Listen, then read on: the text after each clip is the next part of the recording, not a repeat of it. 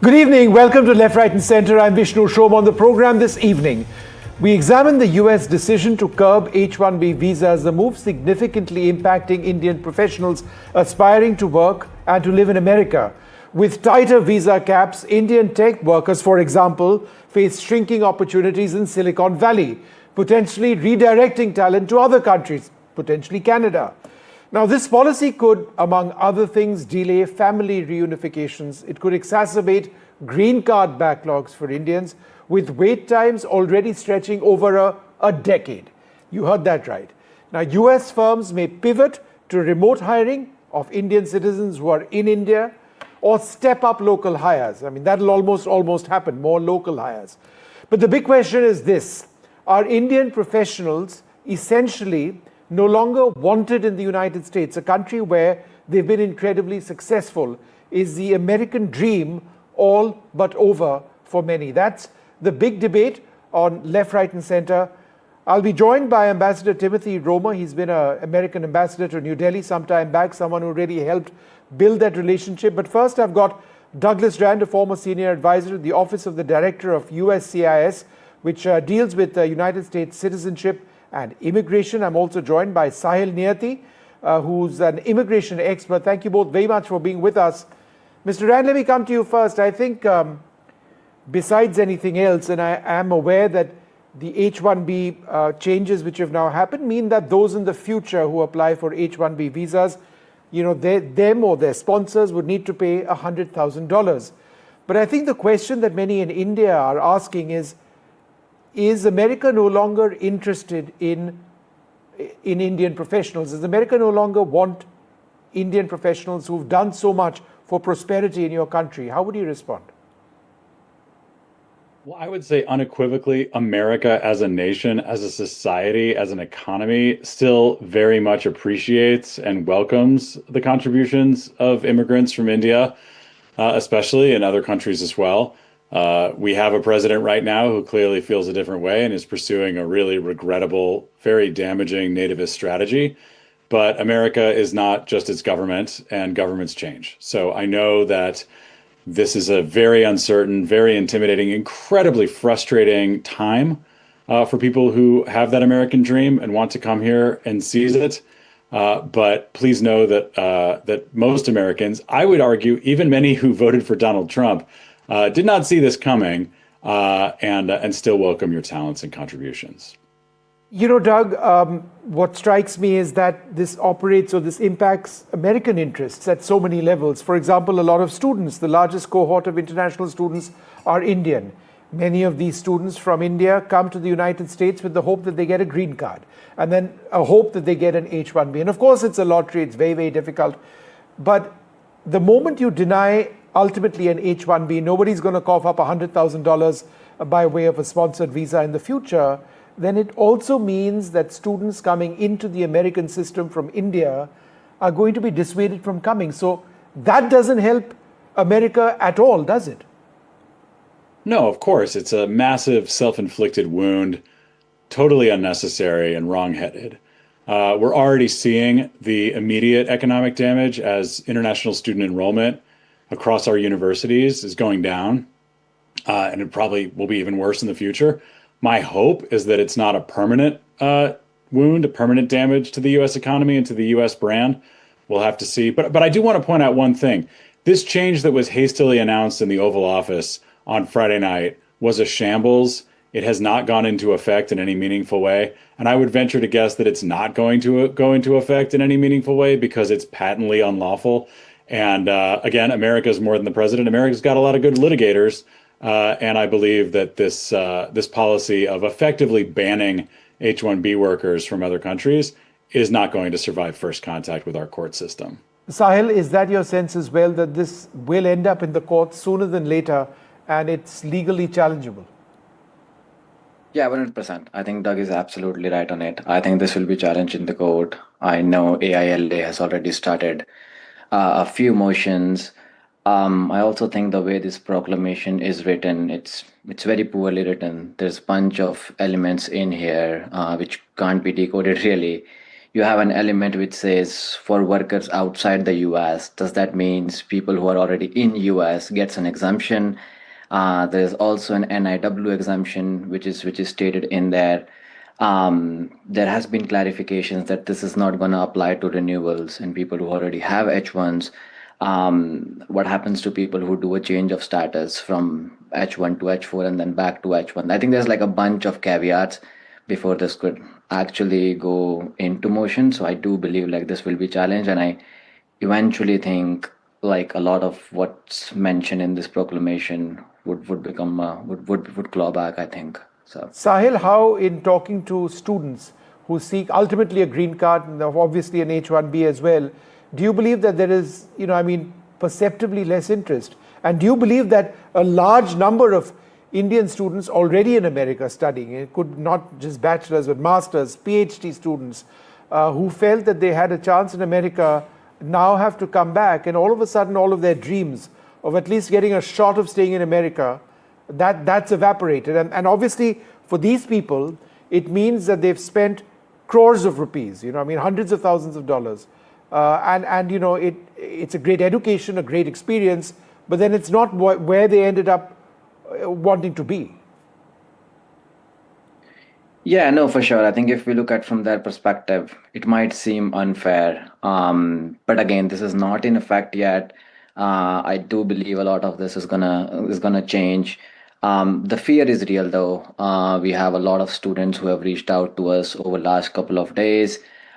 People who are on STEM OPT. I actually talked to someone this morning whose H1B was picked for this particular lottery and was about to get active in October 1st, who got laid off. So there's a fear in employers as well, and not just within the community.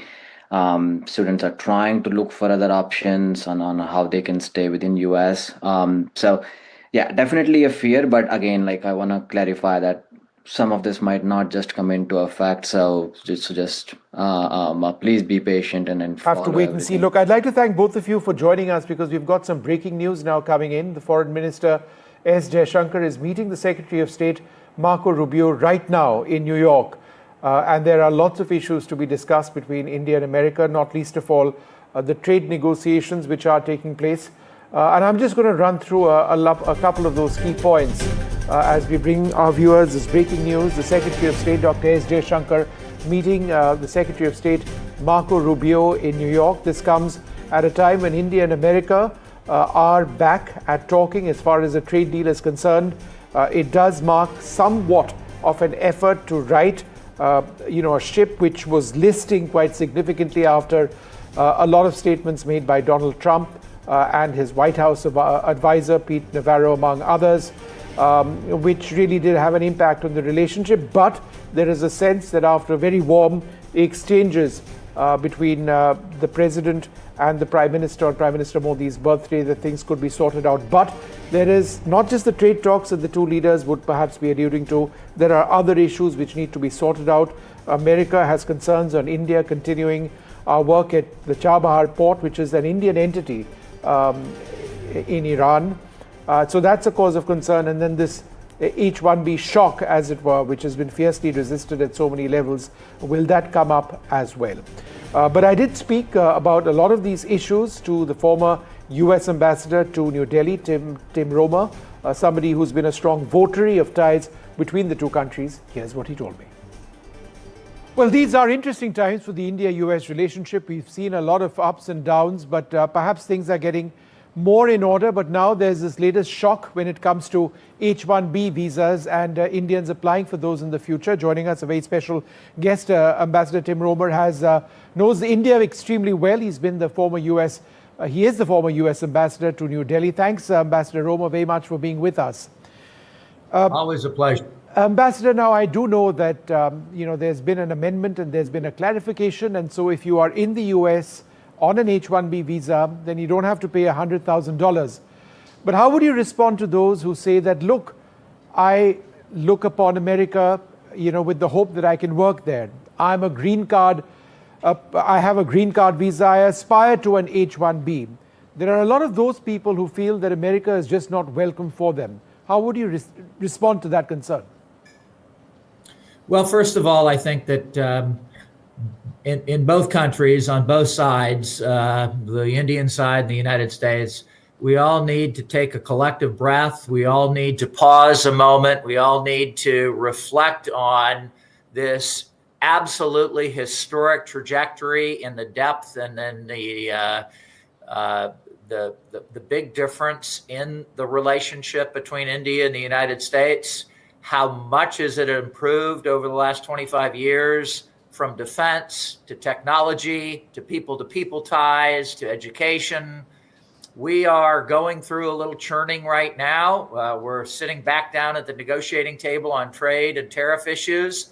And then, as you mentioned, this surprise announcement on a $100,000 fee on new H1B visas, not on existing ones, not on travel back and forth currently, but on new ones, causes a hiccup in the relationship.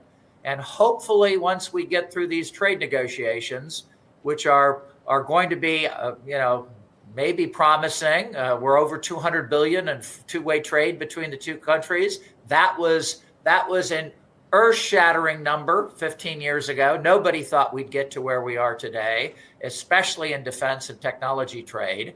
So take the breath. Let's get back down to the negotiating table. And maybe once we have some kind of economic progress on trade and a win-win proposition, then this H1B visa issue can be revisited. Do you think one is linked to the other, that if India does conclude a successful trade negotiation or a trade deal, one that works for America as well, then this can come back onto the table, perhaps, as a negotiating point? It's been denied at this stage. Is that what you're suggesting? Certainly President Trump's 25% additional trade tariff announced in late August was something that I think was a negotiating point to get people back to the table, to get the negotiations back on track, to try to make progress on a trade deal. Look, India has done a trade deal with the UK. They've done one with Australia in the last few years. Israel, they've come to some new negotiations with Israel. Certainly the United States, with all we have in trade and interests and technology, chip manufacturing, clean energy, this is something we can get to. Then the president will probably look again at this H1B visa. Two things could happen. The courts could weigh in. The courts may say that the president has overextended on this H1B visa. And the second thing is that Congress could weigh in and say, this is our purview. We are the ones that set the number of H1B visas. It's at 85,000 a year now. There is no real fee other than the 5,000. We want to take back our power, and we're going to have something to say about U.S.-India relations. Ambassador, there's a knock-on effect of this as well. Any number of young Indians who go to the United States to study with the aspiration of getting a green card and then eventually living out the American dream, getting an H1B. Do you not believe that this can diametrically impact, at the very onset, the number of young Indians getting into American educational institutions, which could economically hurt America as well, considering the fact that the number of Indians as international students is the largest international cohort, among students in the world? I agree with almost everything you just said. Certainly, this convergence of strategic vision about how the U.S. and India sees the world, we have come together over the last 15 or 20 years. We've seen China's rise as something that we have to keep a careful eye on. We've seen democratic values be something that both countries are very concerned about. We have strengthened our people-to-people ties. One of the great things about the U.S.-India relationship is we start our constitutions with the same very important words. We, the people, are in charge, not a king, not some kind of crown or anything else. So all those things strengthen this relationship. I believe as we sit down at the trade negotiating table, we also have to put two other things on the table to talk about and get through. One, you alluded to it. We have 300,000 Indians in our American schools. That is a very positive thing. It's positive when Indian students end up going back to India to work. They've had a great experience in the United States. That brings us closer, regardless of where they go. The second is many of these Indian students end up getting a master's and a PhD, and we can stamp that green card then on their H1B visa. I think we can do that to 15 or 20,000 students per year. That creates American jobs. That is a job multiplier for the United States.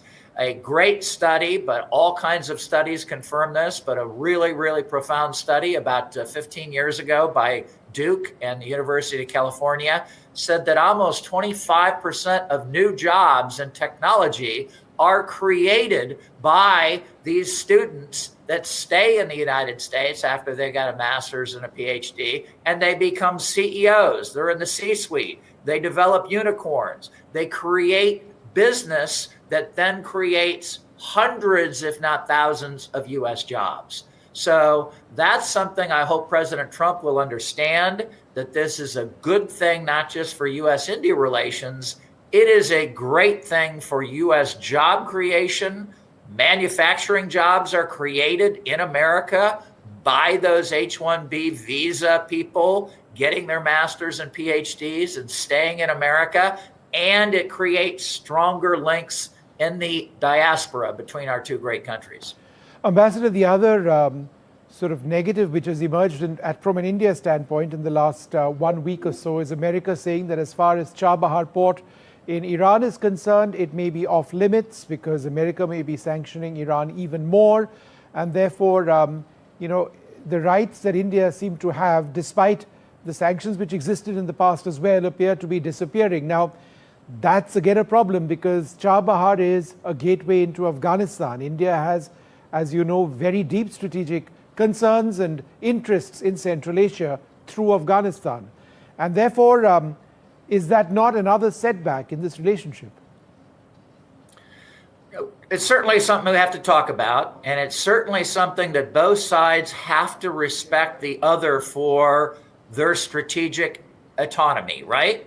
The United States needs to be able to say on occasion to India, as our good friend and strategic partner, we understand when we have set up a purchasing process with a cap on it for oil, and that India wants to buy inexpensive oil for their citizens, and we approve that process, that we're going to have some differences there, but it's not going to ultimately set back our strategic relationship.